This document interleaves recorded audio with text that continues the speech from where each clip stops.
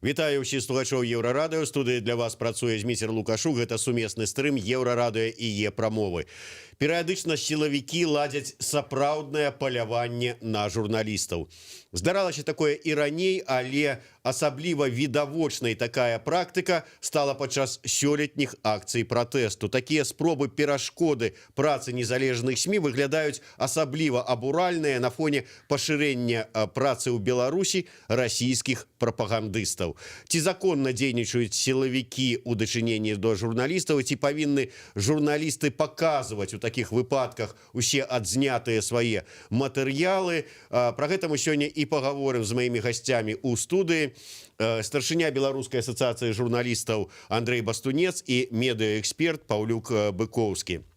Добрый день. Вітаю ўсіх яшчэ раз. І яшчэ раз скажу, што, да прыкладу, учора падчас асвятлення акцый, якія былі запланаваныя на вечар у Мінску, былі агулам затрыманыя больш за 40 журналістаў. Я папраўлюся, таму што адмыслова зайшоў у тэлеграм-канал прэс-сакратара МУЗ Беларусі, дзе яна адзначыла не затрыманыя, а дастаўленыя у кастрычніцкі РУВД горада Мінска. Андрей, да вас як з аднаго боку старшыні бажа, з другого боку ўсё ж таки як юрыста дасведчанага. Вось наколькі законна былі учора дастаўленыя журналісты з месца працы сваёй у РУВД? Ну, пачнем з таго, што падставай для іх дастаўлення, як кажуць, у МУСе называецца проверка асобы. Але яны усе мелі, большасць з іх мелі усе дакументы, і гэтую праверку можна было ажыццявіць проста на месцы. Вось пашпарт, вось акрэдытацыя, напрыклад. Што правяраць? Было відавочна, што затрымлівалі менавіта журналістаў. Яны былі абазначаны, яны былі ў камізэльках там сіняга колеру, на якіх было напісана прэсах. Это просто відавочна на ўсіх фотаздымках праходзіць. Але фактычна іх затрымалі. І я ўпэўнены, што гэта ёсць перашкоды журналісцкай дзейнасцю, і гэта была адзіная мэта, якую ставілі перад сабою так званыя праваахоўныя органы. Андрей, і ўсё ж таки, калі падыходзіць буквально да літары закона, у адпаведнасці з заканадаўствам, ці мелі яны права так поступіць, то есть забраць журналіста, завесці ў роўд, чтобы сапраўды праверыць, ці бо на плошчы яны не маглі праверыць, толькі ў РУС яны маглі праверыць, ці сапраўды там, грубо кажучы, Лукашук гэта Лукашук, а не які-небудзь там яшчэ там Пятроў, Сідараў, і ці сапраўды акрэдытацыя сапраўдная, не фальшывая? Баш выказаў свае адносіны да таго, што ўчора адбылося. Мы звярнуліся ў следчы камітэт з заклікам аб узбуджэнні крымінальнай справы па артыкуле 198 крымінальнага кодексу перашкоды журналісцкай дзейнасці. Усе тыя дзеянні, якія супрацоўнікі міліцыі ці не ведаю яшчэ якіх органаў рабілі ў дачыненні да журналістаў, яны цалкам упісваюцца ў састаў злачынства, які прапісаны ў гэтым артыкуле. І яны парушаюць і права журналістаў ажыццяўляць сваю дзейнасць, якія зафіксаваны ў 34 артыкуле закона аб сродках масавай інфармацыі, і парушаюць, між іншым, і права на інтэлектуальную уласнасць, бо калі там адбіралі пэўныя матэрыялы, праглядалі карткі журналісцкія, гэта я маю на ўвазе здымкі, праглядалі тэлефоны, якія там зафіксаваны. Гэта і пасягальніцтва на інтэлектуальную уласнасць, і да ўсяго гэта яшчэ цэнзура, бо калі наказалі і выдалялі пэўныя здымкі, гэта наўпрост упісваецца ў артыкул цэнзуры.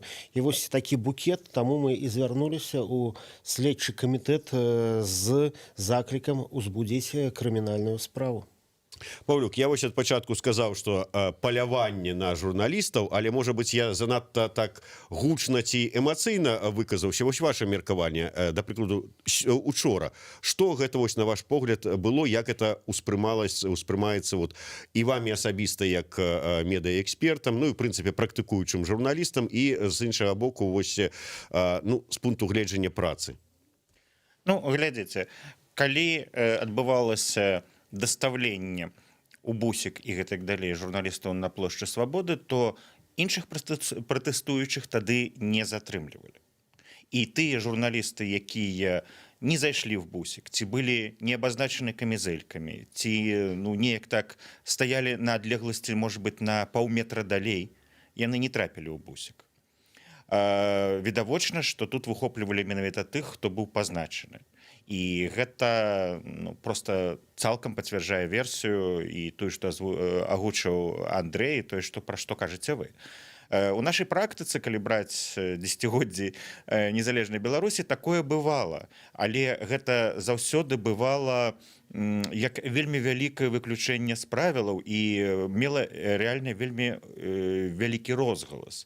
Завозілі журналістаў у ну, падчас некалькіх такіх вот гучных справаў журналісту, напрыклад, завозілі ў спартовую залу, там ці штосьці яшчэ, і нашы кіроўныя органы цудоўна ведаюць, які гэта будзе мець розгалас. Зараз яны гэтага розгаласа ўжо не баяліся. І тыя рэчы, пра якія казалі, ну, напрыклад, я стаяў каля гэтага рауса і чакаў калегаў, тыя, хто выходзілі, расказвалі, што ім фармальна тлумачылі, што яны шукалі на фотаздымках, бо яны змагаліся са справай некага педафіла. Ну, то бок журналіст быццам бы можа пра гэта праходзіць. Яны казалі, што яны высвятляюць асобу, але на высвятленне асобы, нават, допустим, што яны не вераць дакументам, на гэта адводзіцца 3 гадзіны, але яны трымалі болей. І больш за тое, людзі, якія выходзілі адтуль, казалі, што бачылі надрукаваны спіс журналістаў, да якіх было дапісана ад рукі 3 ці 4 ці некалькі асобаў. То бок, яны высвятлялі асобы, але чамусьці ў іх быў спіс і было сказана, хто дзе працуе. То бок, все гэтыя адгаворкі, ну, яны сведчаць, што это адгаворкі, а рэальная прычына зусім іншая. І калі у нас праваахоўныя органы все ж таки думаюць, што у нас прававая дзяржава, то ім на гэта, верагодна, трэба рэагаваць.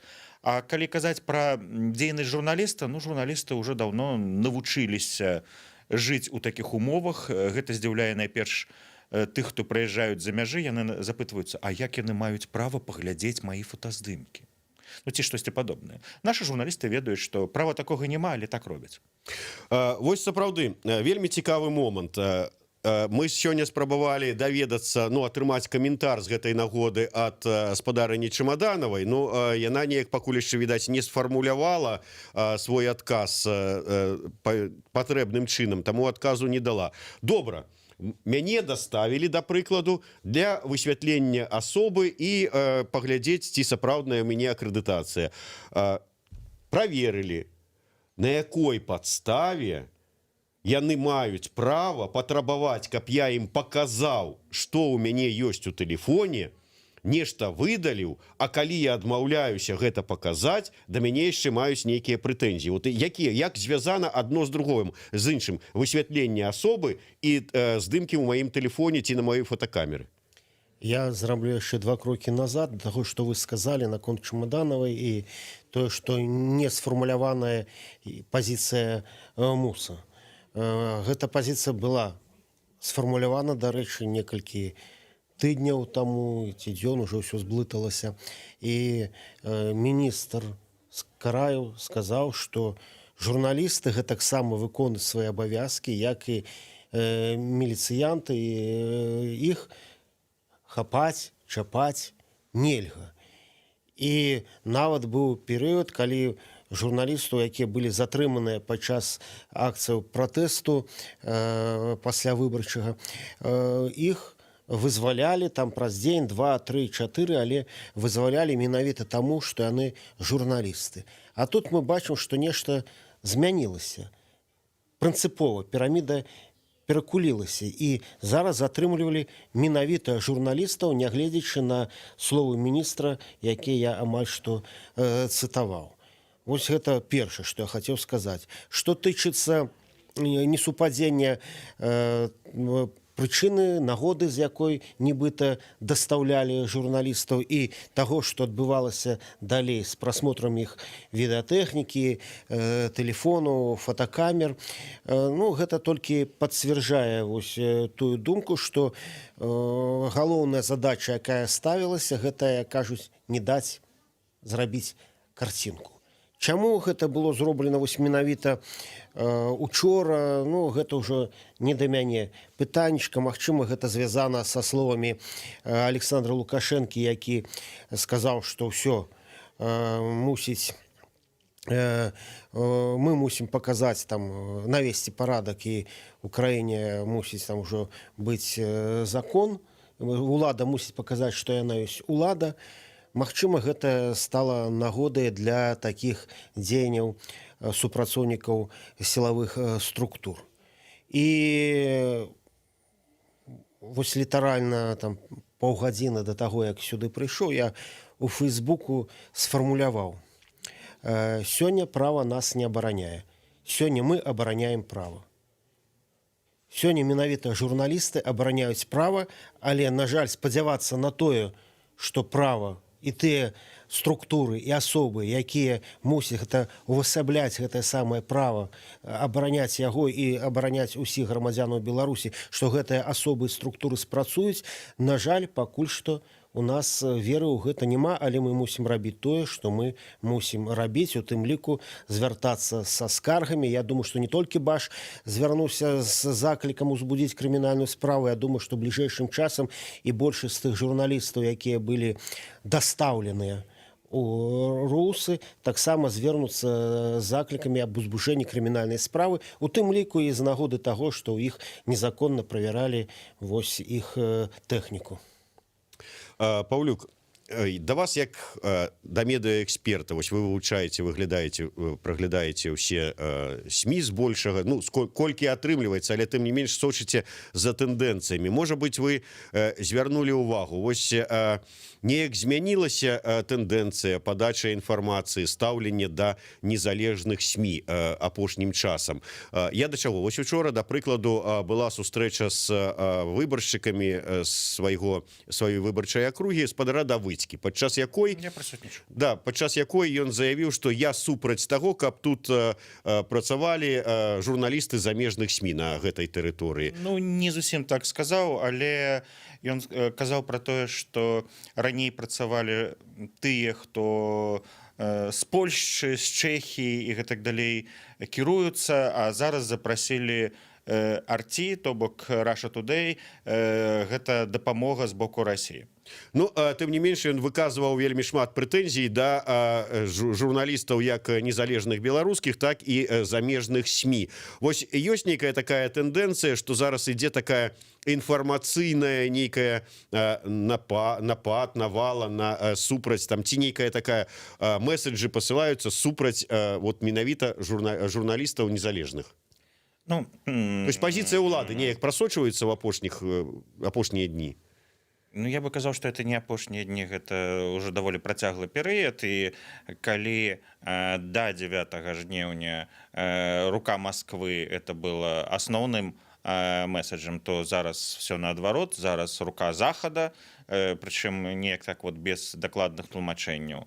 І паколькі гэтыя пратэсты, якія мы маем у Беларусі, не маюць канкрэтнага лідара, няма асобы, якая бярэ на сябе адказнасць, што вот я заклікаю выйсці на вуліцы, і гэтую ролю выконвае Степан Пуціла ў значнай ступені са сваім каналам Некста, то яны малююць карціну, у якой атрымліваецца, што нехта аддае кіруючыя ўказанні, куды ісці і так далей, і журналісты просто разам далучаюцца, і вот атрымалася такая канспіралагічная тэорыя, што рэвалюцыю робяць вот такім чынам. Насамрэч, не сакрэт, і не сакрэт у тым ліку для тых людзей, якія гэта гавораць, што журналісты асвятляюць падзеі, і калі глядзяць на такія заклікі, то гэта толькі дапамагае сфармуляваць, што за чым будзе і куды магчыма пойдуць людзі. Тут зусім іншая рэч. Зараз ёсць выкарыстанне падзелу журналістаў у Беларусі. Гэта тое, што мне ніколі не падабалася, і я супраць барыкаднай журналістыкі, на мой погляд, ёсць журналістыка і все астатняе. І вось у гэтай сітуацыі просто наўмысна кажуць, вот это ёсць журналісты, а вось гэта нейкія там найміты. Учора Давыдзька нават сказаў інаагенты, хаця гэта дыскурс не наш, а расійскі. У гэтай сітуацыі у нас няма такого тэрміна замежныя агенты, і у нас ёсць тыя, каго дзяржава прызнае журналістамі і каго не прызнае. І вот нават да тых, каго дзяржава прызнае журналістамі, вот учора адбыліся тыя падзеі з дастаўленнем, даставкай журналістаў у пастарунак міліцыі. Але все гэта разам таксама паказвае на яшчэ адзін цікавы момант. З пастарунку першых выпусцілі журналістаў Арці. Іх таксама затрымлівалі. Вот на гэты раз не затрымалі журналістаў Белта, але бывае так, што затрымліваюць на акцыях і журналістаў Белта. А вот Арці выпусцілі раней. Усіх астатніх высвятлялі вельмі доўга. Андрей, ваша заява ці патрабаванне да старшыні следчага камітэта распачаць крымінальную справу у адпаведнасці з артыкулам за перашкоду працы журналістаў.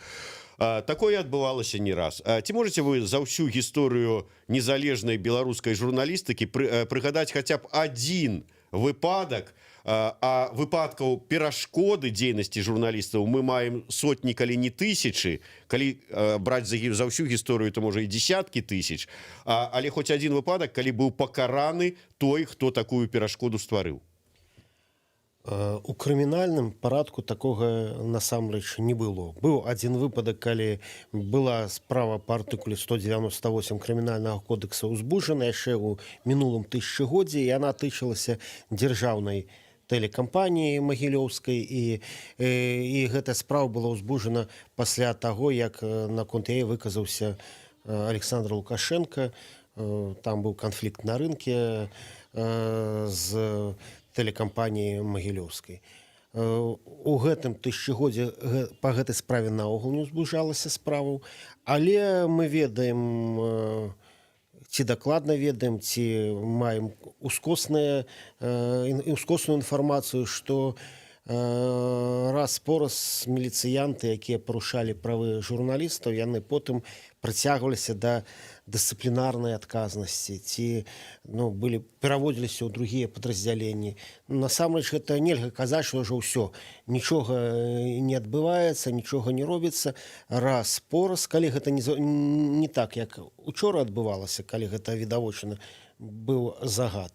Але раз-пораз, калі там пэўная асоба у пагонах рабіла нешта перавышаючы свае паўнамоцтвы, гэта мела пэўны розгалас, то гэтых асобаў у пагонах прыцягвалі да адказнасці. У любым выпадку мы лічым, што гэта трэба рабіць, і кропля точыць камень, і мы спадзяемся, што гэты артыкул яшчэ запрацуе, і чаму гэта не адбылося вось гэтым разам. Ну што ж, будзем спадзявацца, што ўсё ж такі хоць гэтым разам нешта зрынецца, зварот ці патрабаванне бажу да кіраўніка следчага камітэта маецца. Спадар, кіраўнік прэс-службы следчага камітэта, я ведаю, што вы глядзіце наш эфір, таму думаю, што вы неяк нам ўсё ж такі сігналіце пра тое, колькі чалавек было прыцягнута да адказнасці ў адпаведнасці з гэтым парушэннем. Мне яшчэ цікавы такі момант. Вось журналістаў даставляюць у сувязі з тым, што ўзніклі падазрэнні у тым, што яны тыя, за каго сябе выдаюць. Вось высвятляць іх асобу павезлі. Часта да журналістаў падыходзяць людзі ў цывільным, не называюцца, не паказваюць дакументы і некуды цягнуць. Калі вот у мяне ёсць падазрэнні, што гэта можа быць не супрацоўнік міліцыі, вот што мне рабіць у такім выпадку? Рытарычнае пытанне, але калі ёсць у каго што адказаць, можаце адказаць, конечно. Ну, ёсць тэхнічны адказ. калі вы будете супраціўляцца, вас прыцягнуць да крымінальнай адказнасці. Потому что потым раптам окажется, что это был все ж таки супрацоўнік міліцыі, а то что не назваў, і прадставіўся, і паказаў усё, і вельмі культурна. Няма ніякіх падставаў не верыць паказанням прадстаўнікоў праваахоўных органаў у судзе. А у нас есть такая презумпция доверу супрацоўніку милиции, хотя у нас есть и презумпция невиноватости, але вось паміж гэтымі дзвюмя вагамі там чамусьці больш важыць тая презумпция доверу супрацоўніку милиции. Ну, конечно, дзе ж тут такія людзі, якія вот как бы не збіваюць, оказывается, людзей, а оказываюць ім дапамогу, вот як ім можна не верыць. Не запіраюць у касцёле, а абараняюць касцёл ад натоўпу. Веруючых абараняюць ад этих вот крыважэраў, якія сабраліся на акцыі пратэсту. Крыху іншы аспект гэтай тэмы, мы яе крыху закранулі, вось вы ўзгадалі журналістаў расійскіх Russia Today. Сам факт запрашэння гэтых, ну не знаю, хай будуць журналістаў, спецыялістаў, да. Як сказаў правильно Давыдзька, спецыялістаў по, вот, так сказать, подачы інфармацыі ў правільным ключы. Наколькі гэта ўсё ж таки небяспечна для нашай інфармацыйнай прасторы? Ну, я думаю, что тыя дзяржаўныя органы, якія дбаюць пра інфармацыйную бяспеку Беларусі, не задаволеныя гэтым рашэннем.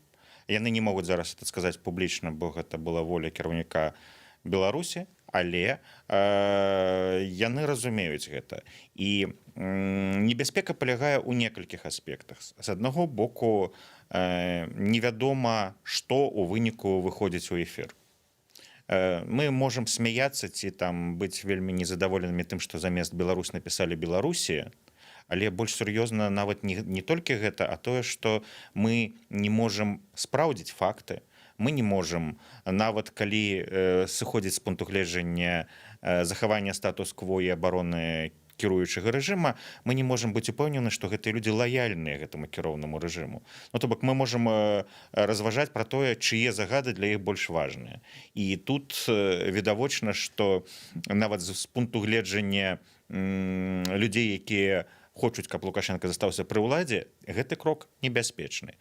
Але калі ён пайшоў на гэты крок, то ён, напэўна, быў змушаны гэта зрабіць. І вось тут уже іншае пытанне. Гэта была праблема ўсяго толькі недахопу кадраў? Ці гэта была прычына, якая, што ён не мог адмовіцца ад такой дапамогі? Вось адказа на гэтае пытанне я не маю. Андрей, а ваше меркаванне, вось БАШ, увогуле журналісцкая супольнасць Беларусі, як ставіцца да гэтага факту? Яшчэ некалькі гадоў таму разам з Паўлюком і іншымі спецыялістамі, экспертамі мы працавалі над канцэпцыяй рэфармавання, мадэрнізацыі заканадаўства Беларусі па бяспецы менавіта ў медыйнай сферы. І ўжо тады звярталі ўвагу, што менавіта з Расіяй у нас адкрытая мяжа, і мы у адрозненні ад мяжы на захадзе і ў інфармацыйнай прасторы гэтаксама адбываецца. І вся інфармацыйная бяспека выбудоўваецца на тым, што Расія з'яўляецца нашым саюзнікам.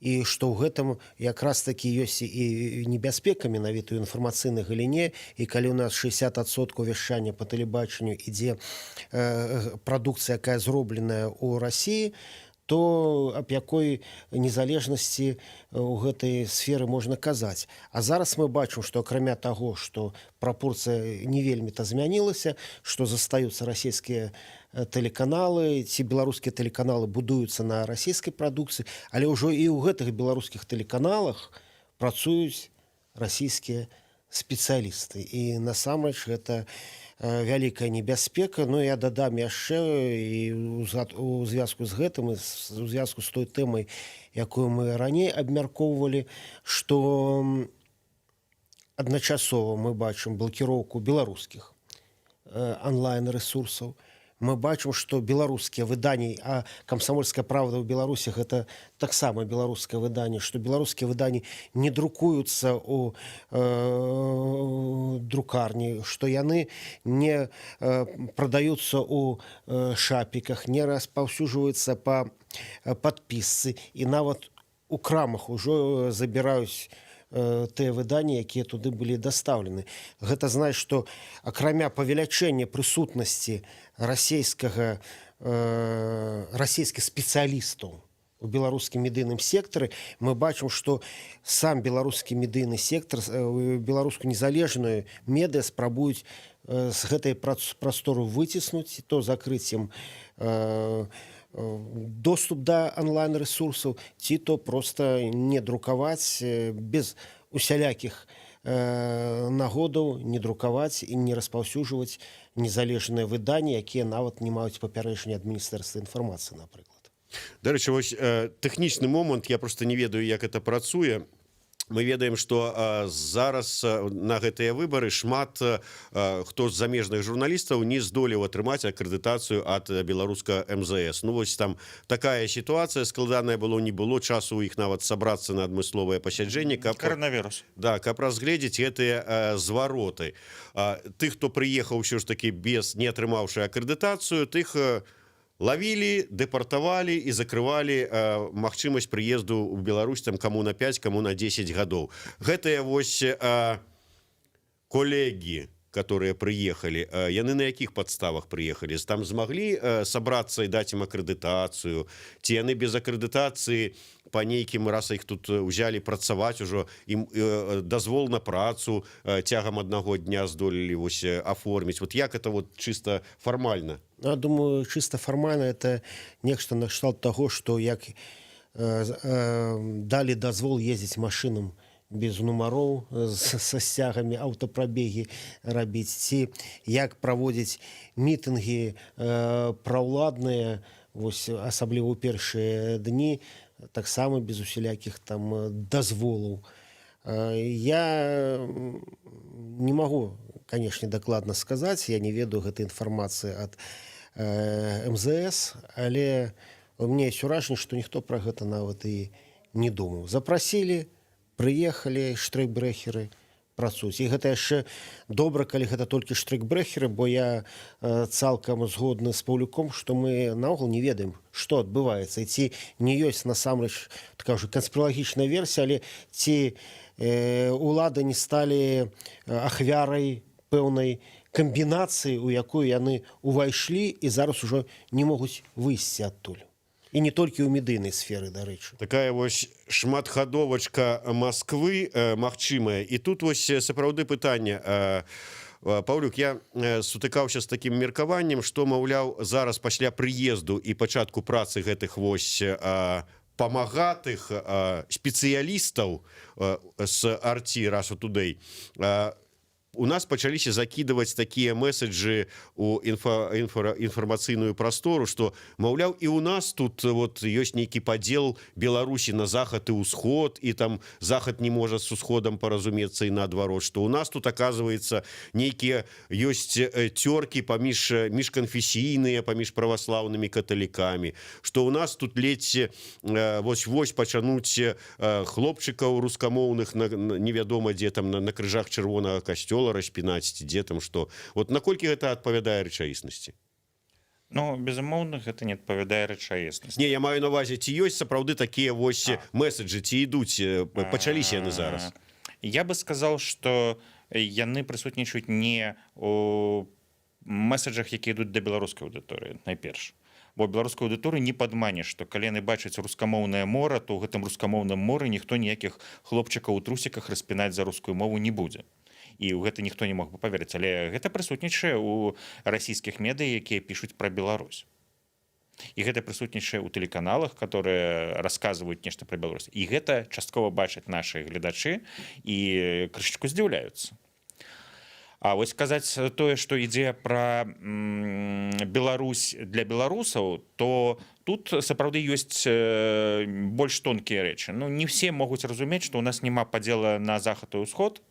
бо схема лёгка пераносіцца з Украіны, напрыклад. Але Беларусь не знаходзілася так доўга ў розных імперыях, і десяткі гадоў адсутнасці савецкай улады на заходняй тэрыторыі Беларусі, там проста менш было атэізму. Але асабліва не памянялася стаўленне людзей да сваёй зямлі, да саміх сябе. І вось гэта не стала прычынай падзелу, і ёсць адрозненне ў працоўнай этыцы, але яна звязаная, напрыклад, у Брестскай вобласці хутчэй з тым, што там больш пратэстантаў, і вось калі параўнаваць, напрыклад, з Гродніцкай вобласці, яна таксама заходняя працоўная этыка ўжо адрозніваецца. Яна адрозніваецца ад усходніх абласцей, але гэта адрозненне не такое сур'ёзнае, якое мы можам назіраць, напрыклад, у той ж самай Расіі. У Расіі рэгіёны прынцыпова адрозніваюцца, там ёсць рэгіёны, якія нават федэральныя праваахоўныя органы не маюць права ўехаць. У нас такога і блізка няма, і людзі абсалютна спакойна перамешаныя, і шмат хто з іх в адным котле ў Мінску знаходзяцца, і адрозненне, адкуль яны прыехалі, ну толькі на ўзроўні, якія ёсць акцэнты у бабуляў, у дзядуляў, якія песні спяваюць за сталом. Таму вся гэтая прадукцыя, яна не якасная, але яна распаўсюджваецца, і яна распаўсюджваецца не толькі праз тэлебачанне, яна распаўсюджваецца праз сацыяльныя сеткі і тэлеграм-каналы, і часткова яна трапляе да людзей, якія не маюць пазіцыі па гэтым пытанні, асабліва у дадзеным выпадку маладых людзей, якія не цікавіліся раней ні сваімі каранямі, ні чым падобным, і тут раптам пачынаюць расказваць, што ёсць такая праблема, і можа быць нехта з іх паверыць. Андрэй, і ўсё ж такі, ці ёсць магчымасць неякім чынам зараз, я маю на ўвазе зараз, вот ўсё ж такі вяртаюсь да пачатку нашай размовы, сітуацыі з журналістамі, з дастаўленнем іх з акцыі якой-небудзь там з мерапрыемства ў РАУС, і трыманне там, пакуль акцыя не скончыцца, каб не маглі даць ніякай інфармацыі. Вось у гэтую сітуацыю нейкім чынам неяк пераламіць можна, што для гэтага зрабіць? Да, ёсць зварот ад бажаў следчы камітэт. Іншыя шляхі нейкія ёсць ці няма? Ці мы зараз у такой сітуацыі, што ніякія законы ўжо не дзейнічаюць? На жаль, я ўжо сфармуляваў, што сёння права нас не абараняе. Наша зброя – гэта слова, гэта інфармацыя, нічога не змянілася. Мы распаўсюджваем гэту інфармацыю і ў краіне, мы распаўсюджваем яе і па за межамі краіны, і нашы партнёры, і еўрапейскія, украінскія, і расійскія таксама, яны могуць спрабаваць уплываць і на свой урад, і на урад Беларусі, для таго, каб гэта надзвычайная сітуацыя скончылася. Бо фактычна мы жывем зараз у рэжыме надзвычайнай сітуацыі без яе абвяшчэння. І вось тэарэтычна, калі будзе ваеннае становішча, то могуць быць сродкі масавай інфармацыі закрытыя, застанецца адна Белта і беларускае тэлебачанне, тэарэтычна. Але гэтага няма, а пэўныя захады ў гэтым накірунку ўжо робяцца ўладамі. Таму, паўтараюся, мы можам толькі дэманстраваць супраціў і спадзявацца на тое, што улада, якая ўсё ж таки не маналітная, зразумее рана ці позна, што абапярэцца можна толькі на тое, што супраціўляецца. І менавіта вось гэтыя незалежныя сродкі масавай інфармацыі, гэтыя грамадскія актывісты, гэта і ёсць тыя сектары, тыя асобы, тыя арганізацыі, на якія дзяржава зможа абапярэцца у выпадку пэўных пагрозаў знешніх, пра які мы ўвесь час так шмат чаго чуем. Ну, мы давно говорим про тое, что вот не на тых абапіраецца дзяржава, калі яна сапраўды клапоціцца пра незалежнасць і суверэнітэт краіны. Паўлюк, на заканчэнне ўсё ж таки вось гэтая тэма РТ, Russia Today, вельмі актуальная. Вось Карачун піша: РТ гэта расійскія інфавойскі. Не здзіўлюся, калі тут ёсць не толькі інфа. Тым не менш, ёсць у нас канцэпцыя інфармацыйнай бяспекі, ці як там правильно называецца гэты дакумент. У адпаведнасці з гэтым дакументам там тое што зараз адбываецца з гэтымі спецыялістамі расійскімі з прапагандысцкай карпорацыі Russia Today, наколькі яно адпавядае вот этой канцэпцыі? Ну, глядзіце, зараз ідзе пытанне палітычнай барацьбы і не разглядаецца пытанне, як это у прававым сэнсе афармляецца. І калі у гэтай палітычнай барацьбе арціць там ці іншыя спецыялісты выкарыстоўваюцца на баку кіроўнага рэжыма, то ні ў кога з кіроўнага рэжыма няма нават магчымасці паставіць такое пытанне. Але сітуацыя такая не можа быць бясконцай. Звычайна, калі браць досвед іншых краінаў, дзе адбываліся падобныя рэчы, неважна, чым они закончыліся, зменай рэжыма ці захаваннем рэжыма, такая сітуацыя заканчваецца, і пасля гэтага пачынаюць высвятляць, як паводзілі сябе і якім чынам, чым это рэгулявалася. На штосьці заплюшчваюць вочы, а на штосьці не. І людзі, якія прымаюць рашэнні, якія пагражаюць нацыянальнай бяспецы Беларусі, у прынцыпе, рана ці позна могуць быць прыцягнуты да адказнасці. Ну, спадзяюся, што да гэтага дойдзе, таму што інфармацыйная бяспека гэта наўпрост звязаная і увогуле з бяспекай нацыянальнай. Дзякуй вялікі. Андрэй Бастунец, Паўлюк Быкоўскі, Зміцер Лукашук, сумесны стрым, Еўрарадыё, яе прамовы. Слухайце, глядзіце нас.